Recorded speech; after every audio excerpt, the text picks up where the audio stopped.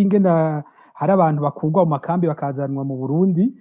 sinari nacaguye nk'uko we yaciye abikora no mushimira ibijyanye n'amategeko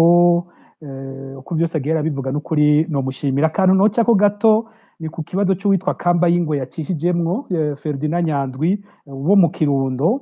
igituma no gica ko ni kuki Kambayingwe yahungutse ava mu Rwanda araza araba mu Kirundo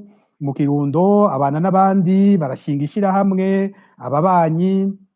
ariko akaguma abona ko acunzwe cyane n'imbonerakure kumwe namye ndabivuga niho rero mu nyuma yafashwe ku murango izuba riva baramutwara ku mugwa mukuru w'intara ya Kirundo arakubitwa n'umukuru w'imbonerakure aho mu Kirundo yitwa Abera Hishakiye umukuru w'igipolisi abona abategetsi babona baramukubita gushika baramwica bamaze kumwica baca bamutwara ahantu mu gashamba aho mu Kirundo barasa ikiziga kugira baze bavuge ko bamurashe ariko arahunga ngo yaragiye kwerekana inkoho ngo arabahenda ngo acariruka ngo baca baramurasa ariko aho yakubitiwa kicigwa gahohoterwa bimwe biteye isoni bakamuhonyora mu magara bakayamena hari ku mugwa mukuru w'intara ya Kirundo abantu barorera n'abategetsi bariko barabibona ikibabaje kuri Kambayingwe n'igiki nuko bino bintu vyabwiwe abategetsi umupfasoni wa Kambayingwe yarariye umutima menyo aravuga ivyashikiye umugabo wiwe abibwira umushikiranganje wa mbere Gervain Ndirakobuca mu nama ariko arakoresha abanyagihugu bo mu Kirundo Gervain Ndirakobuca aramwemerera ko agiye gukurikirana ikibazo aranababaza buramatari ngo agire icyo kivuze ko n'abandi baravuga aremeza ko azobikurikirana mu nyuma CNDH iramera nk'uko womenga igomba ibikurikirane iratumwa ko uwo mukenyezi arazi Bujumbura baramuha n'udufaranga duke tukuriha amezi 2 y'inzu ariko mu nyuma baramuta nta na kimwe cyakurikiye uyu munsi uwo mukenyezi yaruhiye gusubira guhunga ahunga adahawe ubutungane kandi ubu nta na kimwe kiriko kirakogwa ikimenyetso cerekana ko abategetsi b'u Burundi niyo babimenye niyo babibwiwe nta kintu na kimwe bakora kuri bino bibazo vy'impunzi tubibwire rero yama leta tuguma turiko turasemerera ariko yumvira ko yokwirukana impunzi ngo dusubire mu Burundi bamenye bino bintu uko bimeze impunzi itashe n'umuntu atagira uburenganzira na bumwe mu gihugu ciwe cy'u Burundi murakoze cyane Arisa Kizimana ukwikira sinzi muhija ego Gilbert ngira ngo twokwakira umugwi w'ibibazo kugira ngo Pacifique Ndazwe ashobore kwishura ngira ngo twosaba na Leopold Sharangabo kuguma hafi kuko numva ko afise amakuru atari make kuri kino kibazo abasabye ijambo ngira ngo ko bagiye barakurikirana twosaba niyo ngabo agakurikirwa na Erwine irishura hanyuma na François Ibert niyo ngabo niyaba ari ko aratwumva iyo kugura akamiko kiwe akagira ishashikiri cakabaza kibazo murakoze cyane kumpa ijambo kandi reka nongere nanje shime kuri kino kiganiro cyateguwe na Focode ibikorwa Focode ikora ni byinshi kandi ni byiza turabishima na cyane cyane je ku ruhande rwanje ndashima kino kiganiro mwateguye kijanye na cyane cyane gateka k'impunzi cyangwa uburenganzira bw'impunzi z'abarundi ziri mu bihugu bitandukanye rero jewe nari mfise intererano ntoya nashaka gutanga nk'umuntu navuga ko naciye muri kino gisata ca rino shirahamwe mpuzamakungu rya HCR ariko atari igihe kinini ariko narabibayemwo na cyane cyane mu gihe hariko harashingwa ikambi canke inkambi y'impunzi y'Imahama rero ico nagomba mvuge mu bice bibiri ubwa mbere nk'uko uyu mushinga ntahe amaze kubivuga mu kanya iri shirahamwe mpuzamakungu HCR hariho protocole rigenderako nk'uko yabivuze hari Convention de Genève yashizweko umukono mu 1951 iravugururwa nk'uko yabivuze c'est exactement nk'uko yabivuze niko biri ubwa mbere na mbere ndagomba kubanza kuvuga ku kijanye n'impunzi z'abarundi ziri ku mugabane wa Afrika cyane cyane mu karere kacu ko kibiyaga binini cyane cyane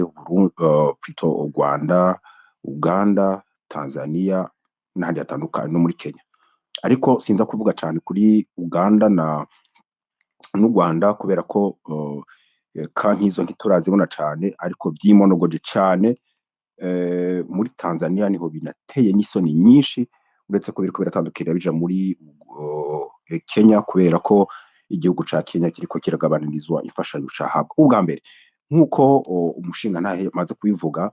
nuko HCR ingene ikora muri bino bihugu vyo muri Afrika ni HCR itigenga, ni HCR igendera kuri politiki za bino bihugu vyacu, novuga ngo biri corrompi nkuko yabivuze, abaserukira HCR muri ivyo bihugu ingene bajaho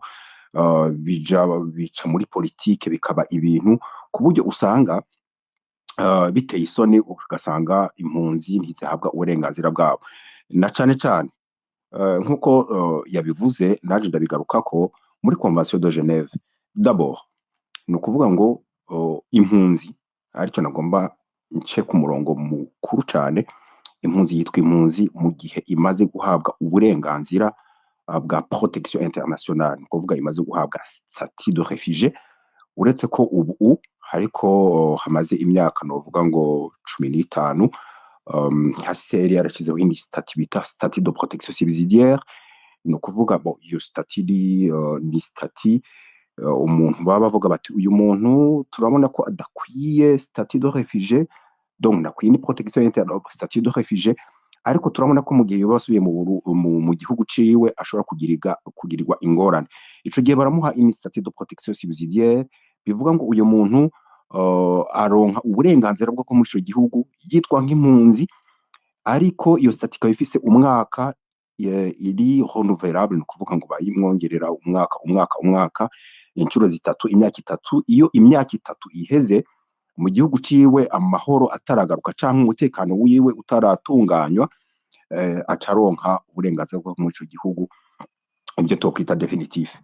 Rero ikibabaje cane cane muri Tanzania no muri Kenya, cane cane muri Tanzania, nuko abantu bari mu makambi atandukanye azanduka n'ahandi bari bamaze kuronka statut ya réfugié, uburenganzira bwo kwitwa impunzi. Ico gihe rero nkuko uyu mushingantahe amaze kubivuga, kugira ngo impunzi isubire mu gihugu cayo ni ibintu bibiri. Ica mbere biva ku bushake bw'iyo mpunzi, ikavuga ngo jewe bivuye mu gushaka kwanje ico nahunze kiravuyeho, ndabona ko n'amahoro n'umutekano yaragarutse mu gihugu, ubu ndasubije ivyangombwa mwampaye vyo kuba muri kino gihugu, ndatasha iwacu. Ivyo nivyo bita retour volontaire, abantu bagataha bagasubira mu gihugu cabo. Iyindi mpamvu ishobora gutuma impunzi ishobora gusubira mu gihugu cabo ni impamvu iba iri forcé, ku nguvu, mu gihe ico gihugu kirashiraho amategeko agenga impunzi. Akarorero akavuga ati niba waje gusaba ubuhungiro ukabuhabwa, ariko tukagufata uriko urakora ibikorwa bitandukanye n'umutekano wa kino gihugu, akarorero ukifatanya n'imigwi y'iterabwoba, canke ukaja mu kudandaza ibiyayurabwenge, canke ukaja mu bindi, ati ico gihe uburenganzira bwawe bw'impunzi ari statut de réfugié urayakwa, hanyuma ugasubizwa iwanyu ku nguvu. Nizo kazi ibiri. Muri Tanzania ivyo ntivyigeze bibaho, ni ukuvuga ngo ibibera muri Tanzania biteye isoni kuri runo rwego mpuzamakungu wa HCR. Muri Kenya naho bigomba bitandukire, na nico gituma nshima iri shirahamwe FOCODE ku kigoro bariko barakora kugira ngo bereke rino shirahamwe ibiriko biraba, kugira ngo biboneke mu vy'ukuri aba bantu nabo gutabarizwa, aba bantu nabo kuvuga ngo ivyo bariko barabamwo bitandukanye n'amategeko, na cane cane ari mu Convention de Genève bonyene bishiriyeho, kandi iyo Convention de Genève ni ibihugu vyose babishizeko umukono. Ni ukuvuga ngo igihugu cose gitegerezwa gukurikiza izo ngingo ziri mu Convention de Genève. Mvuye ku mugabane wa Afrika nkaja ku mugabane w'Uburayi canke za Amerika n'ahandi, ikibazo kihari novuga ngo kiri mu bice bibiri. Hari abahunga mu buryo butandukanye. Ariko icyo nagomba kwibutsa nuko procedure yo gusaba ubuhungiro canke protection internationale ni procedure ihakwa gusa na procedure yo mu bucamanza. Twibuke ko mu bucamanza hariho principe ivuga ngo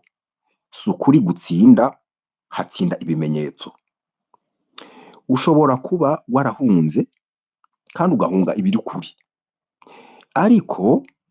ugeze aho utegerezwa kubazwa impamvu wahunze bikakunanira canke bikanka ingene bivuga, ukabicurika, ukabitondeka, canke ukagira gute ukavyonona. Ico gihe ukubaza arakwima ubwo burenganzira. Kubera iki? Kubera ko udashoboye kuvuga impamvu nyamukuru yumvikana iri muri Convention de Genève yatumye uhunga. Hariho rero igice c'impunzi, sinobita impunzi kubera ko twumvise ko definition d'abord y'impunzi n'umuntu aba d'abord yaremerewe ubuhungiro, aho yitwa impunzi. Ariko n'ubundi ku ruhande rwa Convention de Genève twebwe reka tubite impunzi kuko ziba ari impunzi, baba barahunze by'ukuri. Ico gihe rero iyo umuntu adashoboye kuvuga kwerekana impamvu yahunze, yaba ari ukuri canke abesha, ariko akabitangira n'ibimenyetso, ico gihe arankigwa ubuhungiro. Iyindi mpamvu novuga uwundi muce wa kabiri, na cane cane nibo nibaza ko umuce wa mbere mvuze nibaza ko ari wa Pacifique yavuze. Aba rero ni ingorane ikomeye kubera ko yarahunze by'ukuri, ariko biramunaniye ingene ashobora kuvuga ingene yahunze, kwerekana ibyo yahunze kandi bihari. Nico kibazo gikomeye, ari naho nagoma ntera kamo